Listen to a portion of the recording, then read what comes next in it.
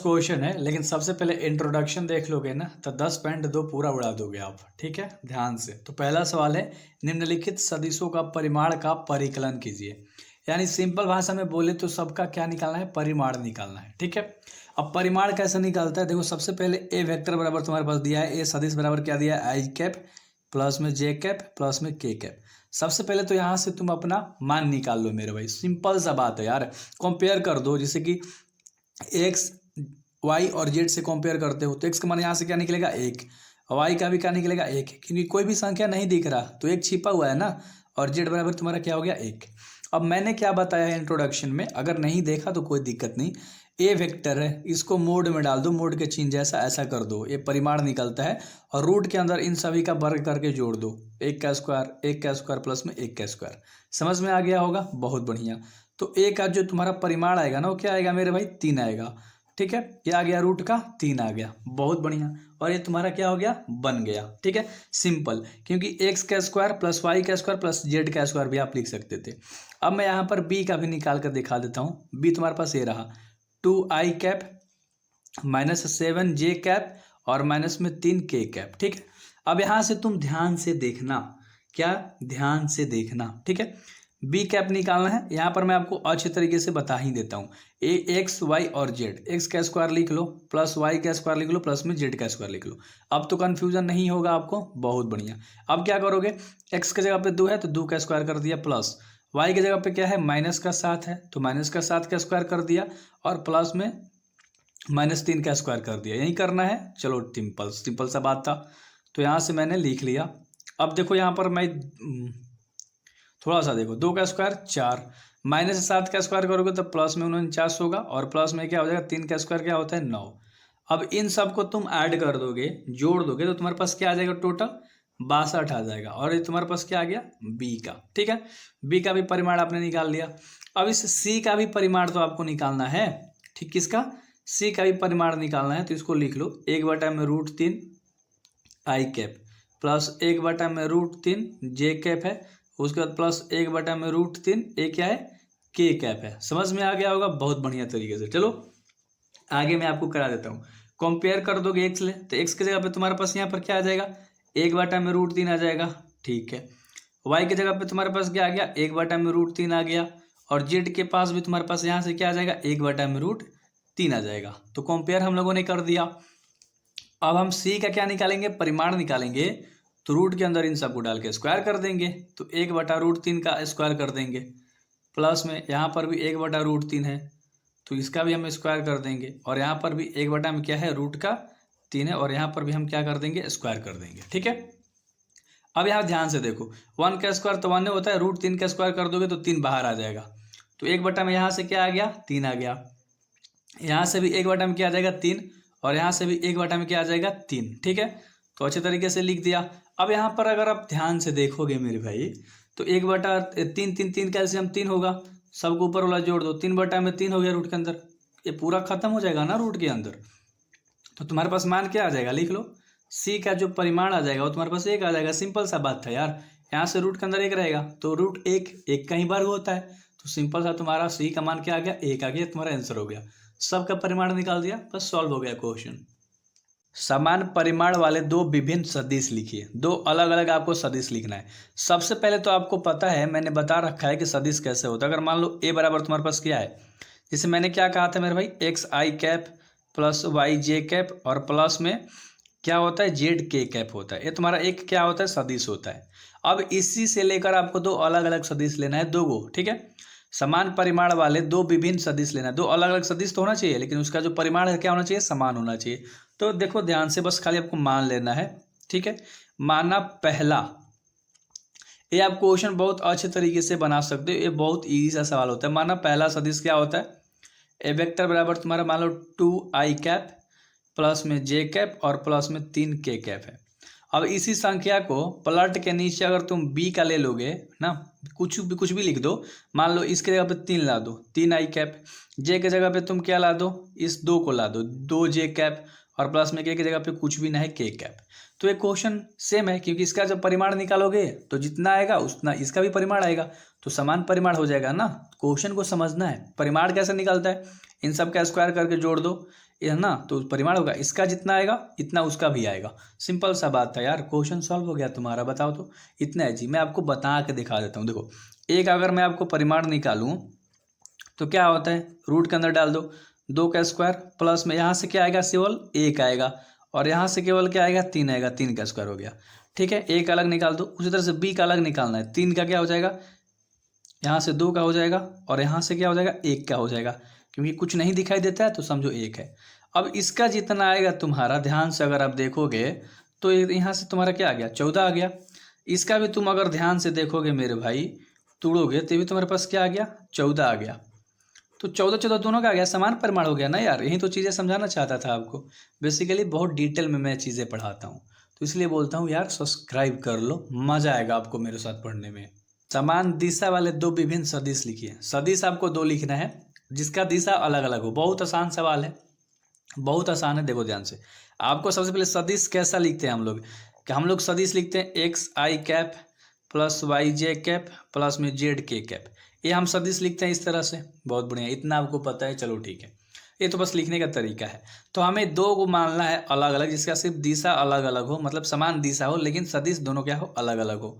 समझना ध्यान से, विभिन्न हो। ठीक है, तो माना पहला सदिश, माना पहला सदिश, पहला सदिश आप मान लो अपने अनुसार। चलो मैंने माना कि आई कैप प्लस जे कैप और प्लस में के कैप, ये पहला सदिश मान लिया, मतलब ए बराबर। और बी बराबर भी आप कुछ भी मान लो, मतलब मान लो हम 3 का गुणज मान लेते हैं, 3 आई कैप 3 जे कैप और प्लस में 3 के कैप, हमने इसको मान लिया। तो सिर्फ ये क्या है, 3 का गुणज है, यानी कि जो है वही तो यही है ना, सिर्फ इसका दिशा मैंने बदल दिया, यानी इसमें से केवल 3 का गुणज कर दिया बस। कोई भी चीज़ इसमें हार्ड वाली नहीं थी, और ये क्वेश्चन आज तक नहीं आया। 2 नंबर का क्वेश्चन आया था जो मैंने आपको पीछे बताया था, राइट। तो इसी तरह से आपको सारी चीज़ें करनी है ना यार, मजे ले लेकर पढ़ाई करनी है यार। नंबर का सवाल है, एक्स और वाई के मान ज्ञात कीजिए ताकि सदिश इतना दिया है और इतना दिया है समान हो। तो अगर ध्यान से इस क्वेश्चन को देखोगे तो तुम्हें क्या करना है, एक्स और वाई का मान ज्ञात करना है। सीधे कंपेयर कर दो ना यार। मान लो ए तुम्हारे पास, ए वेक्टर बराबर तुम्हारे पास दिया है 2i प्लस 3j, ठीक है। और बी वेक्टर बराबर मान लो तुम्हारे पास क्या दिया है, ए दिया है एक्स आई कैप प्लस में वाई जे कैप। अगर तुम यहाँ से एक्स का मान तुलना करोगे, यहाँ एक्स का मान 1 है, यहाँ 2 है, एक्स के सामने क्या है, 2 है, तो एक्स का मान डायरेक्ट 2 आ गया, और वाई का मान तुम्हारे पास, वाई के सामने क्या है, डायरेक्ट 3 है। तो कंपेयर कर दिया ना। ये बेसिक सा यार, 1 मिनट भी नहीं लगा हम लोग को ये क्वेश्चन करने में, और ऑब्जेक्टिव में पूछता है ये क्वेश्चन, तो याद रहे आपको, ठीक। एक सदिश का प्रारंभिक बिंदु 2 1 है। मान लो एक सदिश है, एक डायरेक्शन में शो करते हैं हम लोग, सदिश को दिखाते हैं, ठीक है। ये तुम्हारा मान लो P है, तुम्हारा Q है। तो पहला बिंदु तुम्हारा क्या है, 2 है, 1 है, याद रखना। और कह रहा है कि दूसरा बिंदु जो है वो क्या है, -5 है और 7 है। ये मैंने एक लाइन लिया है बेसिकली समझाने के लिए, नहीं लिखोगे एग्जाम में कोई दिक्कत नहीं है, बस समझाने के लिए ले रखा है।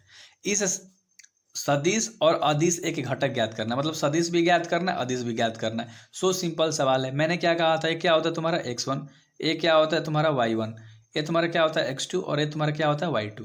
अब इसमें हमें सबसे पहले तो हमें क्या निकालना है, एक वेक्टर फाइंड करना है। ए बी है, मान लो पी क्यू है तो पी क्यू मान लो ना यार, पी क्यू है तुम्हारे पास। पी क्यू कैसे निकालोगे, ध्यान से देखो, -5 मतलब 2 को क्या कर दोगे, हटा दोगे। यानी इसका सूत्र क्या होता है, x2 मतलब x1 को हम घटा देते हैं, आप लिख भी सकते हो, ठीक है, घटा के। और ये आई कैप हो गया, और जोड़ते हैं, मतलब फिर दूसरा वाला घटाओ, तो y2 में से हम लोग y1 को माइनस करेंगे, और ये हमारा जे कैप हो गया। सिंपल सा सवाल था यार, बहुत बेसिक सा था। ये नहीं भी लिखोगे, डायरेक्ट -5 मतलब 2 को घटा दोगे तुम, तो तुम्हें कोई दिक्कत वाली बात नहीं होगी। यहाँ लिख लो, -5 में से तुम्हें क्या घटाना है, 2 को, ठीक है, बहुत बढ़िया। आई कैप लगा दिया, प्लस का चिन्ह है, प्लस का चिन्ह। y2 क्या है, 7 है, 7 में से क्या घटाना है, 1 को घटाना है, लिख दिया, और लास्ट में क्या लगा दिया, जे कैप निकाल दिया, ठीक है। माइनस माइनस प्लस होता है, तो यहाँ से तुम्हारा -7 आई कैप आ जाएगा, प्लस है तो यहाँ पर प्लस, और 6 मतलब 7 मतलब एक जगह, तो यहाँ पर 6 आ जाएगा, 6 जे कैप, ठीक है मेरे भाई। तो ये तुम्हारे पास क्या निकल के आ गया, पी क्यू निकल के आ गया, पी क्यू का वेक्टर निकल कर आ गया। बस राइटिंग पे मत जाओ, कॉन्सेप्ट पे जाओ, चीज़ों को लिखो, बेहतर तरीके से पढ़ाई करो। तो इसमें सदिश, यहीं से हमें सदिश निकालना है, अदिश निकालना है।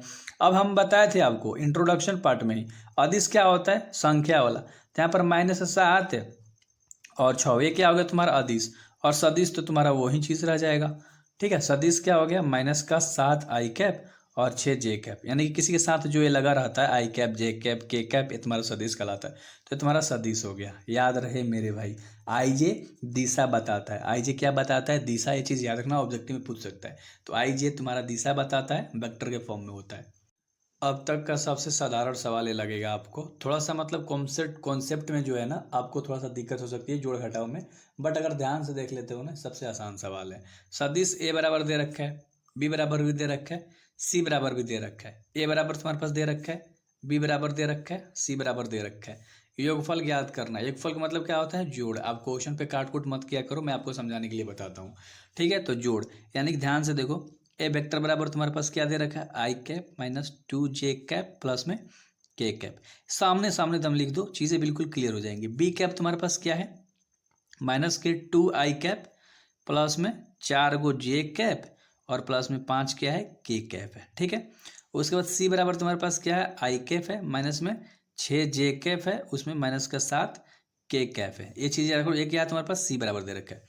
अगर इन सब को हम जोड़ देते हैं, अगर मैं सिंपल भाषा में बोलूँ कि ए कैप बड़ा भी लिख सकते हो, कोई नहीं काटेगा, सी कैप मान लो, छोड़ो ए ही छोटा वाला लिख देता हूँ वरना आप कहोगे कन्फ्यूजन हो गया।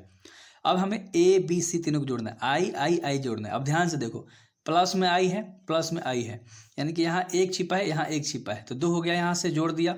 और इसको भी जोड़ना है, -2 को भी जोड़ना है। ठीक है, तो माइनस प्लस माइनस यानी 2 में से 2 जगह तक खत्म। तो यहाँ पर सिर्फ हमारा क्या बचेगा मेरे भाई? 0 बचेगा। और आई है तो आई लगा देंगे, सिंपल। ठीक है, क्लियर हो गया, बहुत बढ़िया।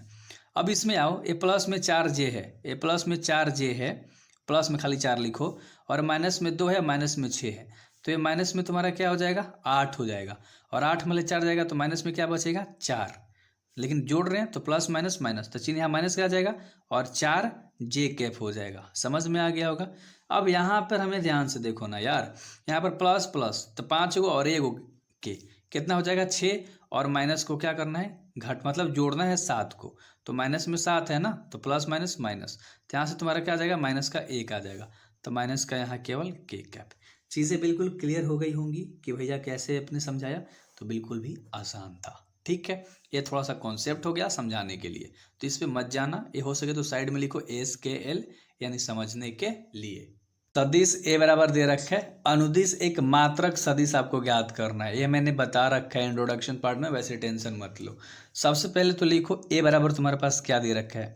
आई कैप प्लस में जे कैप प्लस में 2 के कैप, है ना। हबड़ाओ मत यार, मैथ कर रहे हो ना यार। सबसे पहले हमें क्या करना होता है? इसमें हमें कंपेयर करना होता है, और हमें इसमें सबसे पहले कंपेयर यानी एक्स वाई जेड का मान निकालना होता है।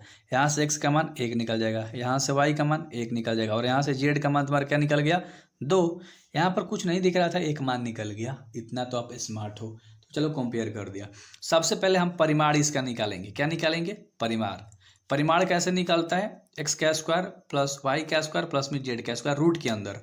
तो एक्स का स्क्वायर 1 का स्क्वायर, 1 का स्क्वायर प्लस में जेड 2 है तो 2 का स्क्वायर, सबको रूट के अंदर डाल दिया। 1 का स्क्वायर 1, 1 का स्क्वायर 1 प्लस 2 का स्क्वायर क्या होता है?